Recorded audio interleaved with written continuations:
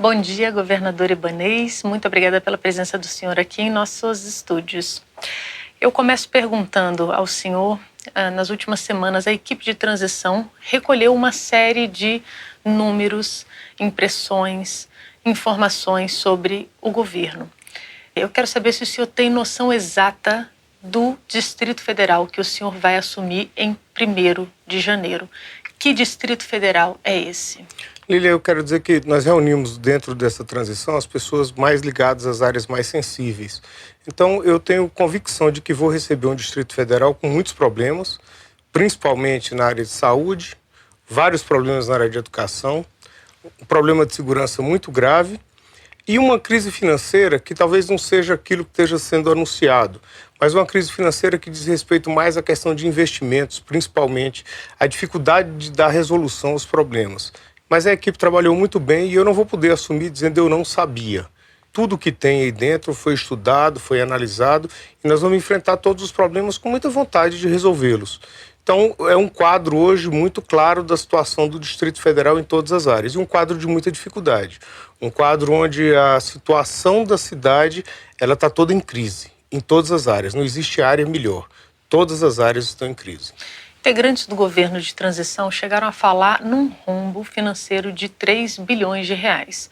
O governador, ainda em exercício, Rodrigo Hollenberg, diz que está deixando para o senhor uma sobra de 600 milhões de reais. Da onde vem o exagero? Eu acho que não tem exagero de nenhuma das partes. Eu acho que ele vai deixar os 600 milhões em conta realmente, mas fruto do não pagamento de muitos débitos que não foram inscritos. Em todas as áreas que você conversa, por exemplo, saúde, ele deve para os hospitais particulares uma fábula de recursos que não estão contabilizados porque não foram lançados. Então tem muita despesa que não foi lançada. Eu estou com toda tranquilidade, independente de ser 600 milhões a mais ou 3 bilhões a menos, a conta é do governo e nós vamos acertar todas elas. Eu quero deixar essa questão de passado. Eu quero olhar para frente e resolver os problemas do Distrito Federal. Então, essa questão de números, para mim, ela pouco importa. O que importa para mim é o que nós vamos fazer a partir de 1º de janeiro.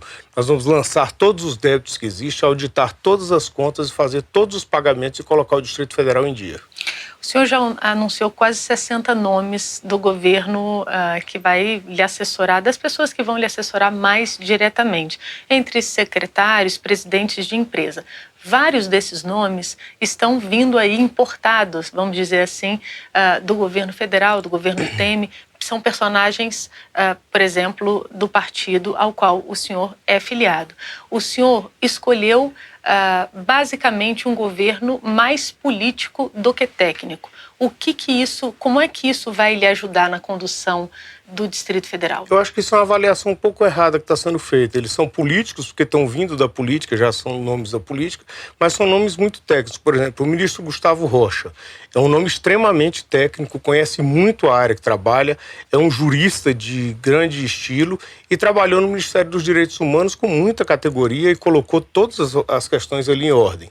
O ministro Gilberto Occhi, por exemplo, que está indo para a Terra Cap, foi presidente da Caixa Econômica Federal, foi ministro da Saúde, tem uma larga experiência. Então, são nomes da política, mas testados profissionalmente. Pego, por exemplo, o nosso ministro dos Transportes hoje. Ele é um dos profissionais mais qualificados desse país.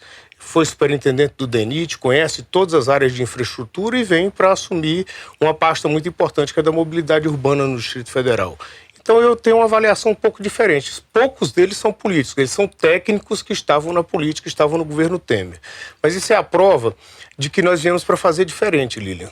É a prova que nós viemos para fazer bem diferente. Porque eu deixei de trazer a fórmula tradicional, que era de agradar os deputados distritais, agradar os políticos da cidade, e estou trazendo pessoas experimentadas na vida. Por exemplo, pega o presidente do BRB, o Paulo Henrique.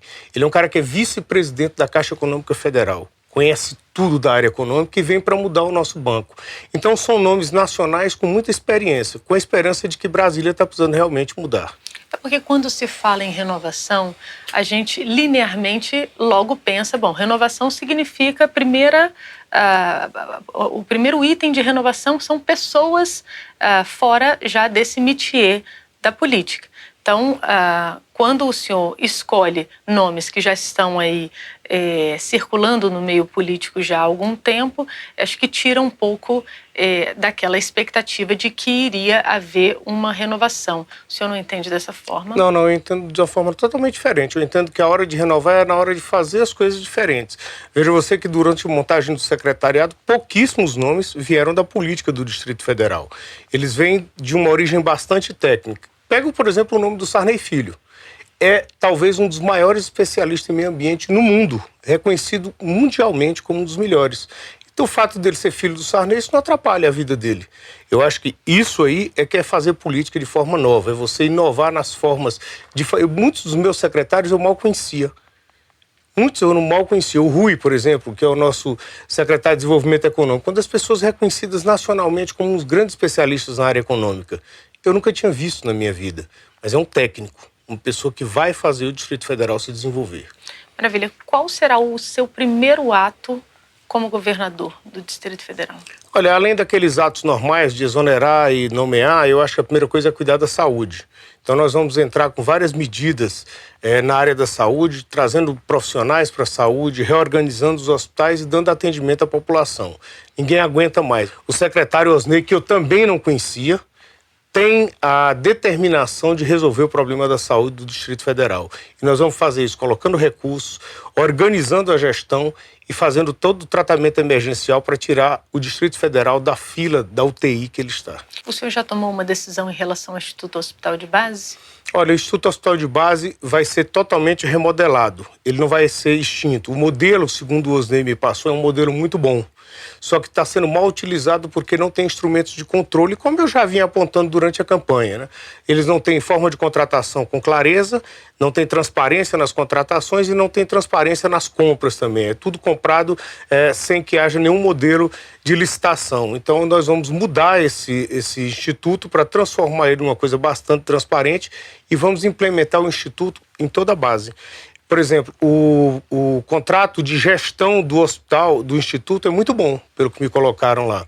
Ele tem toda a forma de cadastramento, de utilização de meios de compras, que são cadastrados dentro desse sistema. Então, nós vamos expandir esse sistema para toda a rede hospitalar. Em campanha, o senhor fez inúmeras promessas. Diminuir impostos como IPVA e o IPTU, aumentar os salários das forças policiais, construir novos hospitais, reformar escolas, reabrir delegacias. Hoje, o senhor é capaz de reafirmar esses compromissos? Todos eles, com toda tranquilidade. Trabalhei desde o dia que fui eleito até agora para conseguir recursos para o Distrito Federal, melhoramos o orçamento daqui, principalmente a transferência da União.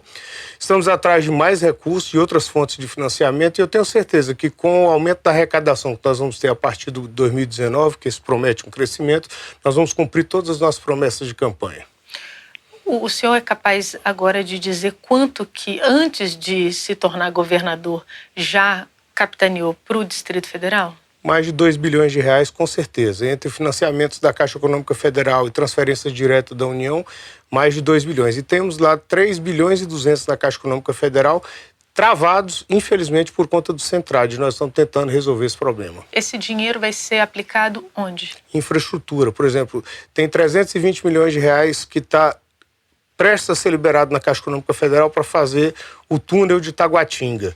Nós temos ali a parte de infraestrutura. Ontem nós conseguimos a assinatura de um contrato para 12.400 casas no Itapuã Parque. Então, todos esses recursos estão vindo do governo federal e vão ser investidos quase todo em infraestrutura. E na parte de hospitais, nós conseguimos 840 milhões de reais na área da saúde com o ministro Gilberto Ock e com a ajuda do presidente Temer. O senhor vai pagar a terceira parcela do reajuste devido aos servidores? E quando? Isso até o próprio governador já deixou inserido no orçamento o pagamento da terceira parcela. O que me preocupa não é o pagamento da terceira parcela, Lilian, porque para isso tem recurso. O que mais me preocupa são os retroativos que não foram pagos ao longo desses últimos anos, que dão em torno aí de 3 bilhões de reais. Esse valor é devido, tem que ser pago. Agora nós vamos ver como é que nós vamos pagar. Eu pretendo, a partir do momento em que nós tivermos uma reativação da economia, a gente possa fazer um parcelamento junto às categorias, solucionando esse passivo. Agora, não entrar em precatórios. Eu acho que não é devido entrar em precatório, porque foi um débito que o governo gerou. Ele é que gerou isso aí. Não existia questionamento judicial sobre isso. Até agora, o governo de transição não se movimentou em relação à escolha dos administradores para as regiões administrativas. Como é que vai se dar essa transição? O senhor vai governar durante um momento com os eleitos pelo governo de Rodrigo Hollenberg ou vai haver uma substituição Eu já rápida? tenho um mapeamento de todas elas, mas fiz de propósito, deixei para o último momento para tirar um pouco as tensões políticas. Isso é uma estratégia minha, pessoalmente. Nós já temos um mapeamento de todas as cidades, com todos os nomes que serão indicados, e no dia 1º, após a eleição da Câmara Legislativa, os nomes serão anunciados. É de praxe que as administrações regionais sejam entregues para os deputados distritais. Aquilo ali são redutos dos parlamentares. Vai ser diferente no seu governo? Olha, eu vou ouvir todos eles, porque não adianta. Se um deputado, por exemplo, teve uma votação bastante expressiva numa cidade, é sinal de que ele tem uma afeição muito grande e a cidade tem com ele. Por exemplo, nós temos aqui no Bandeirante, tem o Hermeto, que foi votado lá, e ele é da região. Então, não custa nada você ouvir politicamente ele. Isso não quer dizer que ele vai dominar a administração. Eles querem muito mais do que serem ouvidos. Eles querem mas cargos. Eles vão ser ouvidos. E eu não tenho problema com cargos também, desde que execute o trabalho que tem que ser feito. Você tem, por exemplo, a região de Braslândia, o deputado Yolando teve 70% da votação da cidade. Essas coisas vão ter participação dos políticos, sim, mas vai ter um corpo técnico muito forte para garantir as entregas e os serviços para a população. Como é que o senhor vai resolver a questão do centro administrativo? A gente recentemente levantou que existem pelo menos 60 processos embarreirando a transferência do governo para aquele complexo. Ao mesmo tempo, o governo do Distrito Federal está impedido de fazer qualquer tipo de convênio com a Caixa Econômica Federal em função das pendências com o banco. Agora, existe aí no meio do caminho o interesse público. Para qualquer leigo, o pagamento de 1,3 bilhão para o banco não parece ser vantajoso. Como é que o senhor vai equalizar? Bom, a primeira coisa que eu fiz foi conhecer o problema, né? Eu gosto de dar solução a partir daquilo que eu conheço. Então eu fui para dentro da Caixa Econômica Federal, levantei todos os processos, peguei os 2 melhores procuradores do Distrito Federal que conhecem de Centrade e fui tratar da questão como ela tem que ser tratada.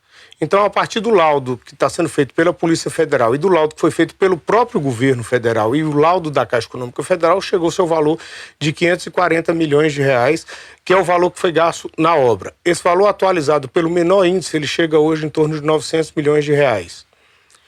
O que eu fiz para a Caixa Econômica Federal? Eu disse, amigo, eu tenho interesse de comprar, porque eu quero desembarrear o Distrito Federal. Eu não quero tratar, eu não quero saber de consórcio, eu estou pouco me lixando para as empresas. Então você resolva o seu problema com as empresas, faça um financiamento que o Distrito Federal tenha condições de pagar. E o que é ter condições de pagar? É pegar o que ele paga de aluguel hoje, que dá em torno de 9 milhões por mês, e que isso caiba dentro do orçamento. A proposta que está sendo feita é exatamente essa. São 900 milhões de reais para compra, pagos em 24 anos, com 2 anos de carência, e vai dar uma parcela de 8 milhões de reais. E aí a gente tem condições de reativar. O centro administrativo, ele tem uma coisa muito interessante. Ele não é só o interesse público, que esse está em primeiro lugar, mas é o interesse das cidades. Nós temos ali Ceilândia, Taguatinga e Samambaia, que depende daquela obra. Nós temos terrenos da Terra Cap ao redor do centro administrativo que tem uma valorização bilionária se aquilo for aberto. E temos os financiamentos da Caixa Econômica Federal que são necessários para os investimentos nessa cidade. São 3,2 bilhões de reais que a Caixa tem para liberar para o Distrito Federal em investimento direto na infraestrutura dessa cidade. Então ele não pode ser pensado só do ponto de vista da compra, mas sim do ponto de vista do desenvolvimento dessa cidade. Quando o senhor foi eleito, disse que se o governador atual não concluísse a obra de recuperação do viaduto, o que caiu, o senhor iria demolir o elevado e iria construir um outro. Agora já se sabe que a previsão de conclusão das obras é para 2019. Qual vai ser a solução aplicada? A minha vontade seria essa. Se não tivesse sido feita a licitação e já não tivesse sido feito investimentos, eu teria demolido até para apagar isso dessa história do Distrito Federal. Mas eu tenho responsabilidade com as coisas públicas, a licitação foi feita, o dinheiro está investido. Nós vamos acelerar essas obras para devolver isso para a comunidade da forma mais rápida possível. Os técnicos do Tribunal de Contas revisitaram várias obras, num total de 10, que estavam já marcadas com problemas. Essas obras, elas não foram, embora já tivessem lá em 2002 tendo sido apontadas como potenciais problemas para a cidade, elas, é como dizer que elas foram condenadas pelos técnicos. Nada foi feito, mesmo depois de o viaduto ter caído. O senhor vai ter a preocupação de fazer um investimento nesses empreendimentos que já foram apontados pelo Tribunal de Contas, que também já havia alertado sobre o risco de queda do viaduto que foi ao chão? Lília, eu quero deixar bem claro o seguinte: Brasília envelheceu muito rápido. Nós temos que ter a consciência de que a cidade envelheceu muito rápido e toda vez que chove aqui a gente vê isso com muita clareza. As obras de captação de águas pluviais já não suportam mais a cidade. Nós temos hoje um asfalto totalmente deficitário em quase toda a cidade, desde o pôr do sol até o último local da cidade. Brasília precisa ser revisitada e remodelada. E isso passa por um entendimento do Tribunal de Contas, dos técnicos do governo e de investimento que não existe. Não existe recursos no orçamento para investimento. Então nós vamos ter que buscar novas formas de investimento. Conversando esses dias, por exemplo, e acho que por isso eu fiz a modificação que fiz na TerraCap recentemente, quais são as formas de investimento que você tem, por exemplo? A TerraCap hoje tem mais de 100 terrenos no Noroeste. Só dou um exemplo aqui. Esses terrenos eles podem servir de base para um fundo de investimentos, que eles vêm, capitalizam o fundo, você faz as obras do Noroeste, esses terrenos valorizam e capitaliza o fundo novamente. E aí você tem todo um bairro remodelado. Então nós vamos ter que passar por alguns instrumentos para captação de recursos privados nessas obras. E Brasília tem potencial para isso, porque a TerraCap é o maior. Eu digo que a TerraCap não é uma empresa imobiliária, ele é um banco imobiliário, que bem gerido você consegue reformar essa cidade toda. E é a partir daí que nós queremos fazer, porque no momento em que você revisita essas obras todas que precisam ser realizadas, você valoriza os terrenos da cidade, valoriza os imóveis da cidade. Então é através disso que nós vamos fazer as obras no Distrito Federal. E para isso nós precisamos de uma parceria muito grande entre TerraCap, BRB e fundos de investimento, como é o caso da FUNCEF, por exemplo, que eu já estive conversando esses dias. Uhum. O senhor falou no começo, foi por isso que eu fiz uma mudança recente. O senhor, quando colocou o ministro Gilberto Ock ali, na verdade ele vem da saúde, mas a gente sabe que ele tem... Ele foi presidente da Caixa Econômica Federal e tem um contato muito firme, uma história no mercado financeiro. Então, quando você coloca ali dentro um banqueiro, digamos assim, isso, você traz exatamente essa visão de que a cidade precisa captar recursos. Essa é a circunstância, o contexto hoje, num governo Temer. Mas na semana que vem a gente já vai estar falando de um governo Bolsonaro. Acho que ele vai manter essa influência, essa ingerência, mesmo no talvez governo não na Caixa Bolsonaro? Econômica Federal, mas dentro do mercado financeiro eu não tenho dúvida. É uma pessoa que tem história no mercado financeiro, que entregou resultados enquanto presidente da Caixa Econômica Federal, como é o caso do Paulo Henrique, do Nelson, que estão hoje lá dentro, e que certamente vão ajudar a captar. O que traz crescimento para uma cidade é credibilidade. Eu sempre digo isso. O maior investimento de um governador é na credibilidade. Eu tenho ouvido muitos empresários dizendo: eu vou voltar a investir no Distrito Federal porque agora eu tenho segurança jurídica. Eu tenho escutado isso de inúmeras pessoas. E eu acho que é isso que traz emprego para a cidade, que traz renda, que traz arrecadação. É você olhar a cidade para frente, não olhar a cidade com o passado. Problemas tem em todo quanto é lugar. Problemas tem em todos os estados desse país, inclusive em São Paulo, que é o maior estado da federação. Agora, se você tem a visão do passado, a visão do atrasado, a visão de que a cidade tem depressão, você joga a cidade mais na depressão ainda. Qual a expectativa do senhor em relação ao governo Bolsonaro? Na campanha ele andou falando ali, insinuando que era mais Brasil e menos Brasília. O senhor acha que vai com jeitinho conseguir reverter um pouco aí desse movimento e trazer mais investimentos para cá e voltar o olhar do governo federal para as necessidades da capital federal? Eu tenho certeza que o presidente Bolsonaro tem um olhar muito carinhoso por Brasília. Eu tive a oportunidade de já estar com ele pessoalmente, com várias pessoas da equipe, e eu noto que essa frase ela é uma frase dizendo o seguinte: está na hora de descentralizar o Brasil, colocar a força dentro dos estados e dos municípios. Isso é uma coisa muito boa, porque a partir da Constituição houve uma centralização de recursos muito grande no governo federal, o que fez com que todos os prefeitos e governadores viessem com o pires na mão. O que se nota do governo Bolsonaro é que ele quer tirar esse pires da mão, quer tirar essa força do Distrito Federal, de Brasília como capital, e quer transferir isso para os estados. Isso é bom, inclusive, para o Distrito Federal. Então eu noto uma boa vontade muito grande. A nossa tradição é a tradição da capital do funcionalismo público. A gente sempre passou tangenciando ali a vocação para a indústria. O senhor acha que consegue criar um ambiente para atrair também as indústrias? Eu não acredito que Brasília seja um local para indústrias em si. Eu acho que indústrias mais, como é o caso, por exemplo, da MS, que está vindo aqui para Brasília. A sua planta lá em Hortolândia pegou fogo e ela escolheu o Distrito Federal para se instalar. Agora, em janeiro, já estão contratando 540 pessoas, vão gerar R$1 bilhão por ano de renda. E já compraram outro terreno da TerraCap e vão ampliar essa planta. E eles pretendem, num prazo muito próximo, estar faturando em torno de R$2,5 bilhões aqui no Distrito Federal. Eu acho que esse tipo de indústria, sim, cabe aqui dentro. Nós temos que trazer. Agora, as grandes indústrias, eu acho difícil que isso venha a acontecer. Que tipo de subsídio o senhor pode, como governador, dar a esses empreendimentos, a essas empresas, para que elas voltem o olhar para o DF? Hoje, essa questão da guerra fiscal, ela acabou. Graças a Deus acabou. A história de você estar roubando empresas de um estado para o outro diminuiu muito. Eu acho que o grande subsídio que o Distrito Federal tem hoje para dar é a logística. Brasília é muito fácil de comunicar com qualquer lugar do país. Nós temos um aeroporto aqui que vai ser um aeroporto de cargas logo. Então, eu já tenho conversado com o pessoal da Inframérica. Então, essa questão da logística é o grande atrativo para o Distrito Federal. E o que faltava aqui? Segurança jurídica.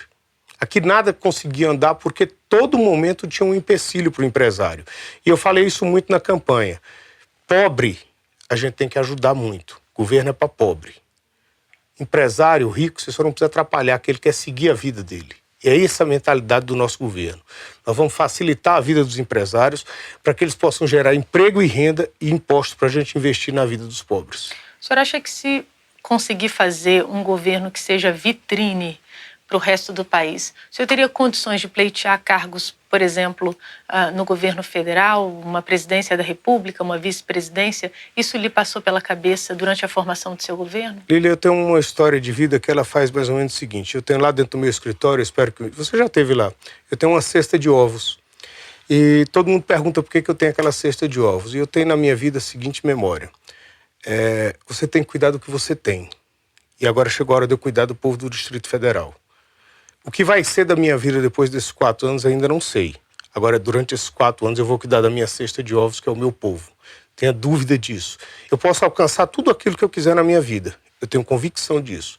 Eu tenho inteligência, eu tenho família, eu tenho uma vida extremamente correta, não tem ninguém que possa falar nada da minha vida. Então eu posso ser o que eu quiser. Se eu disser amanhã que vou ser candidato a presidente da República, ninguém me segura, eu vou ser candidato a presidente da República. Existe uma articulação forte em torno da eleição do Rafael Prudente para a presidência da Câmara Legislativa. É um nome que o senhor apoia? Sem dúvida nenhuma, é um deputado do meu partido e eu tratei essa questão da forma mais tranquila do mundo, entendeu? Eu tinha 3 candidatos, todos os 3 da minha base, Rafael Prudente, Rodrigo Delmasso e Cláudia Abrantes. Todos os 3 estiveram comigo durante a campanha. E o que eu disse a eles foi o seguinte: façam sua campanha com toda a tranquilidade que eu não vou interferir. Agora, no momento que alguém atingir 14 votos, para mim está decidido. E o Rafael já alcançou 18 desses votos. Então, para mim, essa questão da Câmara está resolvida e foi feita sem a minha interferência. Foi feito na articulação, ele primeiro convenceu o Rodrigo Delmasso que deveria apoiá-lo, ele fechou o grupo. E agora eu vou convidar, espero que aceite o Cláudio Abrantes para ser meu líder do governo. Acredita que vai iniciar o governo com uma base confortável na Câmara Legislativa? Pelo menos 18 votos nós temos hoje na Câmara Legislativa, com toda tranquilidade, que dá para aprovar qualquer tipo de projetos do interesse da cidade. E os outros que se dizem de oposição são amigos pessoais, como é o caso da Arlete Sampaio, o Chico Vigilante, são pessoas que eu tenho o maior carinho. E os demais deputados, eu senti deles uma boa vontade muito grande, mesmo sendo de partidos de oposição. Mas o que eu vejo é uma vontade muito grande de fazer política de forma diferente. O contato que eu tive com os deputados foi o mais salutar possível, com todos eles, independente de partido. Eu já tive contato com todos eles e eu tenho certeza que eles vêm para fazer o bem para a cidade e vêm para fazer política diferente. Eles sentiram que as urnas querem mudança na política. O senhor teve uma vitória acachapante nas eleições gerais do Distrito Federal. Inegável que alguém que saiu de 2% e alcançou, no final das contas, 70% da aprovação e acabou se elegendo, é uma vitória bastante expressiva. Um mês depois, o senhor amargou uma derrota justamente no núcleo, na casa do senhor, na OAB. Por quê?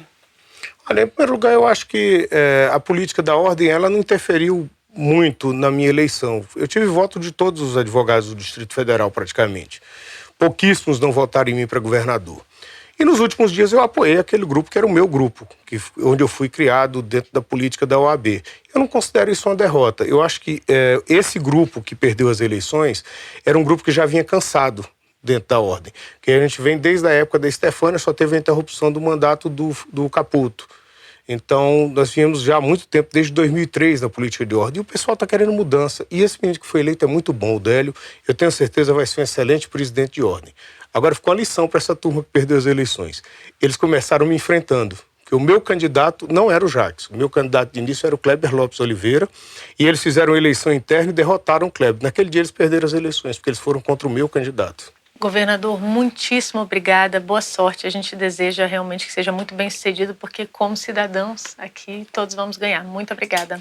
Eu que agradeço, Lili, e agradeço mais uma vez toda a sua equipe de reportagem, todos os seus companheiros aqui, desejando a todos um 2019 maravilhoso.